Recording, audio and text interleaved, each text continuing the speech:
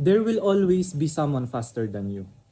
Kahit gaano ka pa kabilis, kahit gaano ka kalakas as runner, merong taong mas malakas sa'yo and merong taong mas mabilis sa'yo. So, why as a beginner runner, why as a runner in general, kailangan natin mag-build ng speed? Bakit ba natin kailangan mag-speed workout, mag-strides, mag-tempo runs, mag-threshold work? Bakit natin kailangan gawin yon? Kung meron naman laging mas mabilis sa atin, ano pang point? Ba't natin yung ginagawa? Hindi lang tayo nagbe-build ng speed for competition. Karamihan kasi sa mga tao, iniisip nila, hindi ko naman kailangan ng speed workout, hindi ko kailangan i-develop yung speed ko.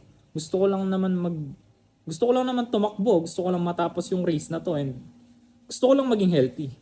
Pero ayun yung mali. Hindi tayo nag-speed work para lang manalo sa race. Hindi natin pinapalakas yung speed natin para lang maging champion. Ini-improve natin yung speed natin, nagte-threshold workout tayo, nagte-tempo runs tayo, nag-strides tayo para maging healthy tayo. So bakit? Paano tayo magiging healthy kung nag-speed workout tayo? Kapag dinevelop mo yung speed mo, mas gumagaan yung katawan mo, mas gumagaan yung pagtakbo mo sa sarili mong pace. So that means, mas nagiging maganda yung quality ng runs mo. Mas naiiwasan mo yung injuries and mas nakakapag-enjoy ka.